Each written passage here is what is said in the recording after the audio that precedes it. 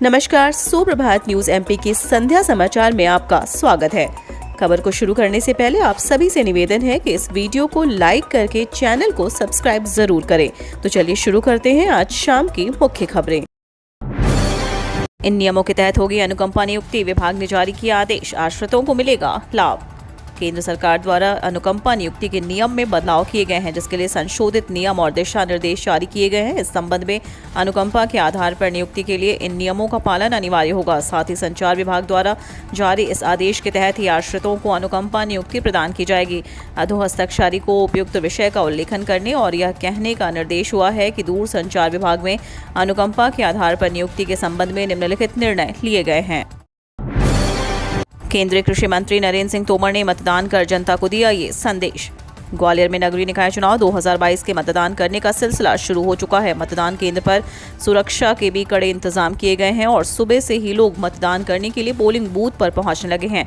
वहीं केंद्रीय कृषि मंत्री नरेंद्र सिंह तोमर ने भी मुरार स्थित शासकीय उच्चतर माध्यमिक विद्यालय क्रमांक 2 के मतदान केंद्र पर पहुंचकर मतदान किया। इस दौरान उन्होंने यह दावा भी किया कि भाजपा ग्वालियर सहित प्रदेश के सभी नगर निगम में जीत हासिल कर रही है। मतदान करने के बाद नरेंद्र सिंह तोमर ने कहा कि ग्वालियर में पार्षद और महापौर के लिए मतदान की प्रक्रिया संपन्न हो रही है। मैं भी अपना वोट डालने के लिए आया था और सफलतापूर्वक वोट डाल दिया है। पूरे प्रदेश में भारतीय जनता पार्टी के पक्ष में माहौल है और भाजपा एक बार फिर विकास के इतिहास ग्वालियर में दोहराएगी।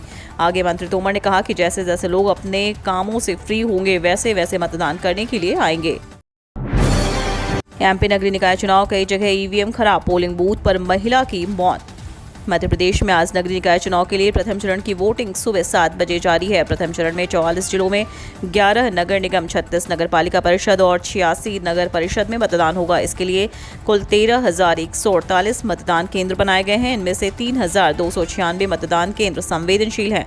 मतदान दलों में लगभग 79,000 कर्मचारी अधिकारियों की ड्यूटी लगाई गई। लगभग 27,000 पुलिस बल डिप्लॉय किया गया है। प्रथम चरण के 11 नगर पालिका निगम में महापौर पद के 101 अभ्यर्थी चुनाव मैदान में हैं। कुल 133 नगर निकाय में 2,850 पार्षद के पद हैं। इनमें से 42 पद पर निर्विरोध निर्वाचन हो चुका है। शेष 2,808 पद पर निर्वाचन होना है। इसके लिए 11,250 अभ्यर्थी चुनाव लड़ रहे हैं। इन शासकीय अधिकारियों को पदोन्नति, 451 ऑफिसर प्रमोट, आदेश जारी। एमपीपीएससी जल्द करेगा रिक्त पदों पर भर्ती। मध्य प्रदेश के अधिकारी कर्मचारी के लिए पदोन्नति की बड़ी मांग लगातार देखी जा रही है। कई विभागों द्वारा बीच का रास्ता निकालकर कर्मचारी को पदोन्नति देने की प्रक्रिया शुरू की गई है। इसी बीच अब चिकित्सा विभाग ने भी अधिकारियों को पदोन्नति दी है। दरअसल मध्य प्रदेश के 451 चिकित्सा अधिकारियों को विशेषज्ञ के रूप में प्रमोशन दिया गया है। इसके लिए राज्य शासन द्वारा आदेश जारी किए गए हैं। वहीं रिक्त लगभग 1500 पदों पर जल्द एमपीपीएससी द्वारा भर्ती शुरू होने की संभावना है। उम्मीदवारों के लिए बड़ी खबर, रिक्त पदों की संख्या बढ़ी, शुद्धि पत्र जारी, अब 290 पदों पर होगी भर्ती। मध्य प्रदेश लोक सेवा आयोग के उम्मीदवारों के लिए बड़ी खबर है। राज्य सेवा परीक्षा 2021 पर नई अपडेट सामने आई है। राज्य सेवा परीक्षा 2021 में रिक्त पदों की संख्या बढ़ा दी गई है। दरअसल मध्य प्रदेश लोक सेवा आयोग रेजिडेंसी क्षेत्र इंदौर द्वारा राज्य सेवा परीक्षा 2021 के लिए शुद्धि पत्र जारी किया है। शुद्धि पत्र क्रमांक 6/10/2021 दिनांक 5 जुलाई 2022 के द्वारा राज्य सेवा परीक्षा 2021 में 14 पदों की वृद्धि की है, जिसके बाद अब विज्ञापित पदों की संख्या 290 हो गई है। इसमें वेतनमान और अन्य जानकारी वेबसाइट पर जारी आधिकारिक नोटिफिकेशन में देख सकते हैं। छात्रों के लिए बड़ी खबर, 9 जुलाई तक सत्यापन, 14 जुलाई को होगा स्कूलों का आवंटन। मध्य प्रदेश के स्कूली छात्रों के लिए बड़ी खबर है। शिक्षा का अधिकार कानून में सत्र 2022-23 में प्राइवेट स्कूलों के प्रथम कक्षा में निःशुल्क प्रवेश के लिए ऑनलाइन आवेदन के बाद निकट के सत्यापन केंद्र में सत्यापनकर्ता अधिकारियों से 9 जुलाई तक सत्यापन कराए जा सकेंगे। वहीं आवेदकों का चयन ऑनलाइन लॉटरी द्वारा 14 जुलाई को किया जाएगा। दरअसल शिक्षा का अधिकार कानून में सत्र 2022-23 में प्राइवेट स्कूलों की प्रथम कक्षा में निःशुल्क प्रवेश के लिए आखिरी दिन 5 जुलाई को शाम तक 2 लाख से अधिक आवेदन प्राप्त हुए। संचालक राज्य शिक्षा केंद्र धनराजू एस ने कहा कि पालकों की जागरूकता से इतनी बड़ी संख्या में आवेदन आए हैं। लगभग 70% आवेदनों का सत्यापन भी किया जा चुका है। अंतिम दिवस के समयावधि समाप्ति तक यह संख्या और अधिक हो सकती है। 6 से 17 जुलाई के बीच 9 दिन बंद रहेंगे बैंक, बैंकिंग संबंधित काम हो सकते हैं प्रभावित। जुलाई का महीना शुरू हो गया है। अगर बैंक संबंधित कोई भी काम है तो जल्द से जल्द पूरा कर लें, क्योंकि 6 जुलाई से 17 जुलाई तक पूरे 9 दिन बैंक बंद रहने वाले हैं। ऐसे में बैंकिंग संबंधित जैसे चेकबुक, पासबुक, एटीएम और अकाउंट और ट्रांजैक्शन के काम प्रभावित हो सकते हैं। हालांकि ऑनलाइन सेवाएं, गूगल पे, फोन पे, पेटीएम, इंटरनेट बैंकिंग सेवाएं जारी रहेंगी। दरअसल रिजर्व बैंक ऑफ इंडिया ने जुलाई 2022 के बैंकों के छुट्टियों की लिस्ट जारी की है। इसके तहत जुलाई महीने में कुल 16 दिन बैंक बंद रहेंगे। इनमें शनिवार और रविवार की छुट्टियों समेत त्यौहार भी शामिल है। ये छुट्टियां सभी राज्यों में लागू नहीं होती हैं। जब भी कोई बैंक संबंधित काम हो तो बैंक ओपन है या क्लोज का अपडेट चेक कर ले ताकि कोई परेशानी ना हो। 10वीं 12वीं छात्रों के लिए महत्वपूर्ण सूचना, प्रवेश और परीक्षा को लेकर नियम में संशोधन, आदेश जारी। एमपी बोर्ड के उम्मीदवारों के लिए बड़ी खबर है। दरअसल माध्यमिक शिक्षा मंडल द्वारा एक बार फिर से नए सत्र 2022-23 के लिए संशोधित निर्देश जारी किए गए हैं। बता दें कि एमपी बोर्ड 10वीं और 12वीं सहित व्यावसायिक परीक्षाओं के प्रवेश और परीक्षा को लेकर नवीन दिशा निर्देश जारी किए जा रहे हैं।